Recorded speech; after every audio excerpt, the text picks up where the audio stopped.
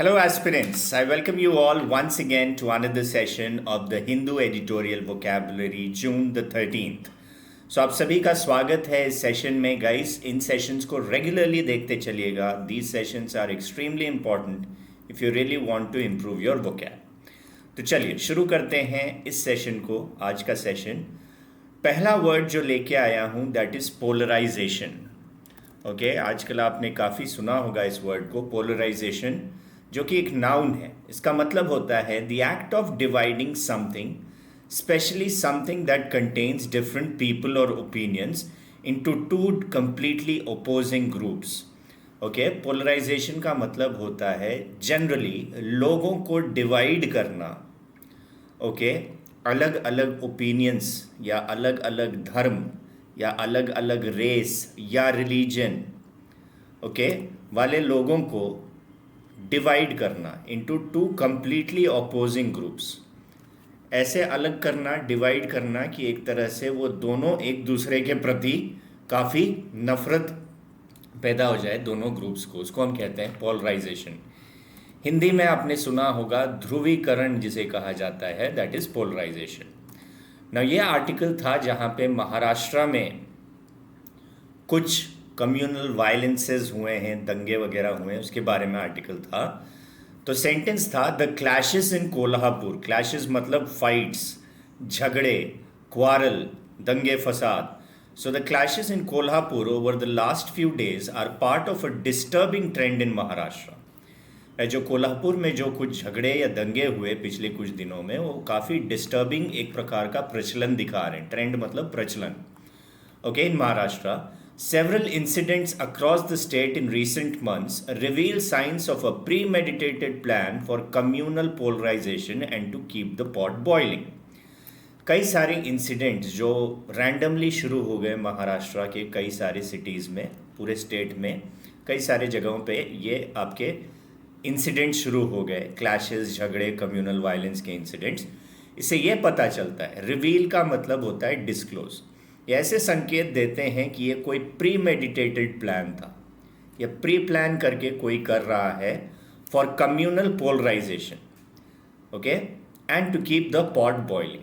Communal polarisation कि लोग divided रहें एक दूसरे से, कम्युनल वायलेंस, नफरत करें. और and to keep the pot boiling मतलब कोई चीज़ अगर चल रहा है उसका मोमेंटम वैसे ही रखना, उसको ठंडा ना होने देना, that is keeping the pot boiling. So ऐसा लग रहा है कि ये जो क्लैशेस हो रहे हैं और ये दंगे के जो इंसिडेंट्स होने लगे हैं अभी हाल फिलहाल में, ऐसा लग रहा है कि एक प्री प्लान किसी के द्वारा किया गया है ताकि इस मोमेंटम को जारी रख सके, लोग ठंडा ना हो सके, अमन शांति से न जी सकें. That's the meaning. No, polarisation के सिनोनिम्स हो सकते हैं डिफ्यूजन, डिस्पर्जन और एटमाइजेशन. सभी का मतलब होता है डिवाइड करना, ध्रुवीकरण करना. एंटोनिम्स इसके हो सकते हैं यूनियन, यूनिफिकेशन और असेंबलेज. यूनियन बोलो, यूनिफिकेशन या असेंबलेज, मिला देना, कंबाइन कर देना, इकट्ठा कर देना, दैट इज़ यूनियन, यूनिफिकेशन और असेंबलेज. ओके, अगला वर्ड जो लेके आया हूँ दैट इज़ इरप्शन. है तो काफ़ी आसान वर्ड, जियोग्राफी में पढ़ा होगा. Eruption is basically a noun जिसका मतलब होता है an occasion when a volcano explodes and flames and rocks come out of it. ये तो एक मीनिंग है. दूसरा, और the act of doing this. Now eruption का यूसेज कैसे लिखा गया वो मैं आपको बताऊंगा. हिंदी में इरप्शन का मतलब है विस्फोट. नाउ सेंटेंस था the latest eruption was over random social media messages that apparently glorified Mughal emperor Aurangzeb and 18th century Mysore king Tipu Sultan. Okay, latest eruption, latest झगड़े की वजह जो हुए थे, ये विस्फोट जो हुआ लोगों के बीच में, जो कम्युनल वायलेंस का कारण हुआ, वो कुछ रैंडम मैसेजेस थे सोशल मीडिया में जिसमें औरंगज़ेब को ग्लोरीफाई किया जा रहा था और मैसूर किंग टीपू सुल्तान को भी ग्लोरीफाई करके बताया जा रहा था, उनकी तारीफ की जा रही थी. इस कारण से कम्युनल वायलेंस हो गया. That's the meaning which is written here. Now synonyms of eruption will be outburst, flare up, blast और explosion. इन सभी का मतलब होता है एक तरह से कोई चीज़ भड़क जाना, इग्नाइट हो जाना, तो that is an eruption. Antonyms इसके होंगे इनएक्टिविटी, इनएक्शन, नॉर्मलसी और डॉर्मेंसी. ओके, जहाँ पे इरप्शन या ऐसा कुछ विवाद नहीं हो रहा है, इज इनएक्टिविटी, इनएक्शन, नॉर्मलसी और dormancy. Okay, staying inactive means dormancy. So ये सारे इसके एंटोनिम्स हो सकते हैं। ना तीसरा वर्ड जो लेके आया हूँ that is dearth. I am sure आपने पहले भी इस वर्ड को, मैंने किसी और वर्ड का सिनोनिम में मैंने आपको बताया था डर्थ। मैंने क्या बोला है गाइस, दुनिया में बहुत सारे अलग अलग अलग अलग वर्ड्स नहीं होते। ओके, वर्ड्स आपके मीनिंग्स आपके लिमिटेड होते हैं। वर्ड्स भले बहुत सारे हों, लेकिन कहीं ना कहीं एक वर्ड दूसरे वर्ड का कई several words are synonyms and antonyms of one another. Dearth का मतलब होता है lack of something, not enough of something, किसी चीज़ की कमी होना, दैट इज डर्थ। हिंदी में समझो कि किसी वस्तु की कमी अपर्याप्त रूप से होना, ओके, सफिशिएंट न होना, that is dearth. Okay, lack of something, not enough of something, या किसी वस्तु की कमी या अपर्याप्त बोल सकते हो। जैसे सेंटेंस था, the renaming of Aurangabad to Chhatrapati Sambhaji Nagar by the state government in February was the trigger for the latest incidents. Okay, फरवरी में जो सरकार ने औरंगाबाद को छत्रपति संभाजी नगर बना दिया, रीनेम कर दिया, ये भी एक प्रकार का ट्रिगर था, कारण था लेटेस्ट इंसिडेंट्स जो हुए कम्युनल वायलेंस के। Clashes in the town led to 1 death on March 30th। ऐसे झगड़े हुए जिसके कारण मार्च 30th को एक व्यक्ति की मृत्यु भी हो गई। But there is never dearth of reasons for a clash. लेकिन यहाँ पे कह रहा है कि एक क्लैश या झगड़े या दंगे के कारणों की कभी कमी नहीं हो सकती। बहुत सारे कारण होते हैं, कई सारे बिल्कुल यूजलेस रैंडम से कारण, ओके, जिसको लेके दंगे हो जाते हैं, क्योंकि आग के तरह फैलती हैं कई बार अफवाहें, कई न्यूज़। तो कभी भी कारणों की कमी नहीं है, तो दैट इज डर्थ। डर्थ के सिनोनिम है शॉर्टेज, इनएडिक्वेसी। एडिक्वेट जानते हो मतलब सफिशिएंट, इनएडिक्वेसी सफिशिएंट न होना, पॉसिटी, डेफिशिएंसी, स्कार्सिटी, ये सारे डर्थ के सिनोनिम्स हैं, याद रखिएगा। और एंटोनिम्स इसके हो सकते हैं अबंडेंस, प्लेनिट्यूड, ऑप्युलेंस और एम्पलीट्यूड। इन सभी का मतलब होता है सफिशिएंसी, काफ़ी मात्रा में किसी चीज़ का उपलब्ध होना। अबंडेंस, प्लेनिट्यूड, प्लेंटी याद रखना, तो प्लेनिट्यूड कभी नहीं भूलोगे। ऑप्युलेंस, एम्पलीट्यूड, ये सभी का मतलब होता है सफिशिएंट या अबंडेंस। ओके ना, अगला वर्ड जो लेके आया हूँ that is site, CITE। Now guys, site एक होता है SITE। ये वाला साइट का मतलब होता है एरिया, से एक्सीडेंट साइट, एक्सीडेंट एरिया। एक SIGHT भी होता है, इसका मतलब होता है नज़ारा, अ सीन, और ब्यूटिफुल साइट और ब्यूटिफुल सीन। ओके, बट यहाँ CITE साइट में बोल रहा हूँ, which is actually a verb. It means to mention something और somebody's exact words as an example to support or as proof of what you are saying। किसी की बातों को बोलना या किसी किताब में लिखी हुई कोई चीज़ों को अपने इसमें व्यक्त करना, एक्सप्रेस करना, उसको आप साइट बोलो। मेंशन समथिंग और somebody's exact words as an example to support or as proof of what you are saying। Hindi में उदाहरण या प्रमाण स्वरूप किसी बात का उल्लेख करना, उदाहरण के तौर पर या किसी प्रमाण के तौर पर किसी की बात का उल्लेख करना, बताना, that is site, which is CITE।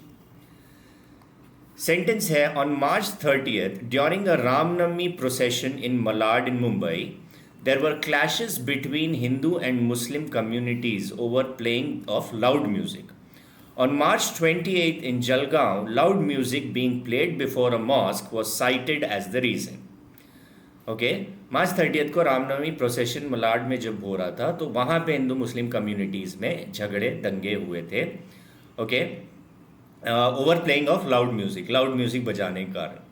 वहीं March 28 को जलगांव में लाउड म्यूज़िक बजाने के कारण मॉस्क के सामने लाउड स्पीकर में बजाया गया गाना, उसको कारण बताया जा रहा है। तो 28 को होगा, 30th को होगा, it could be a kind of a tit for tat scenario और whatever for that matter. तो वहाँ पे वैसा हुए हैं, दंगे हुए हैं यहाँ पे। तो कई सारे कारण हैं, कारणों की कमी नहीं है। और ये रीज़न बताया गया था कि 28th को जो हुआ, loud music being played before a mosque, that was the reason which was cited का मतलब इसको उदाहरण या प्रमाण स्वरूप पेश किया गया. Synonyms of cite will be mention, quote, allege, recount, allude to और refer to. ये सारे इसके synonyms हो सकते हैं. mention करना, quote करना, allege करना, recount, allude to और refer to. Antonyms हो सकते हैं conceal, withhold, deny और forget. किसी चीज़ को बताना नहीं, छुपा लेना या भूल जाना या डिनाई करना कि ऐसा नहीं हुआ है. This could be the antonyms for this particular word. अगला वर्ड है provocative. Provocative is actually an adjective. I V E से खत्म होने वाले एडजेक्टिव ही होते हैं. नाउ प्रोवोकेटिव का मतलब हुआ intended to make somebody angry और अपसेट और to cause an argument. Okay, ऐसी कोई चीज़ जो इस वजह से किया गया हो कि किसी को गुस्सा दिलाया जा सके, अपसेट किया जा सके या किसी प्रकार का आर्ग्यूमेंट या विवाद छिड़ सके, उसे प्रोवोकेटिव कहते हैं. किसी को क्रोधित या नाराज या विवाद में घसीटने की मंशा से किया गया, भड़काऊ, दैट इज प्रोवोकेटिव. ओके, क्रोधित या नाराज विवाद में घसीटने की मंशा से किया गया हो, दैट इज प्रोवोकेटिव. सेंटेंस था, in Akola on May 13th, violence erupted over a provocative post on social media about the prophet leading to the death of one person. Okay, prophet के बारे में कुछ प्रोवोकेटिव भड़कीला पोस्ट कर दिया गया social media में और इसके कारण फिर दंगे हो गए और उसके कारण एक व्यक्ति की मृत्यु भी हो गई. The confrontation escalated as both groups engaged in extreme vandalism.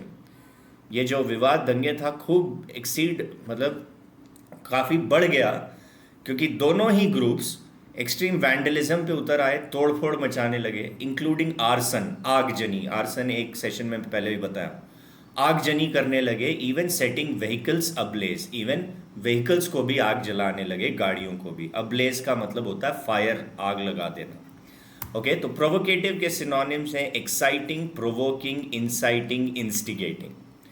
4 synonyms. Exciting, provocating, inciting और इंस्टिगेटिंग, सभी का मतलब होता है भड़कीला या भड़काओ. एंटनिम्स हो सकते हैं प्लीजिंग, पैसिफाइंग, एलिविएटिंग, मॉलिफाइंग, ठंडा करने वाला.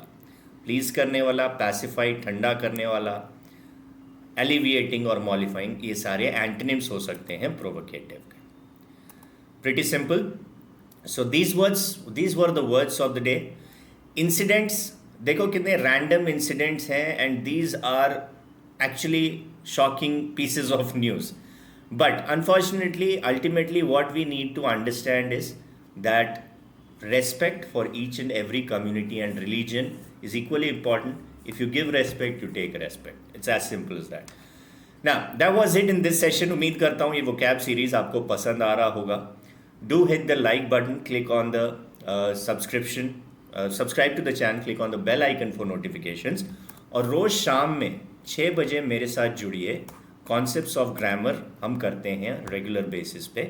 सो do join at 6 PM on a daily basis on the same channel. तो मैं आपसे मिलता हूँ अगले सेशन में. तब तक के लिए good bye, stay safe, take care everyone. Do like, share and subscribe. Bye bye.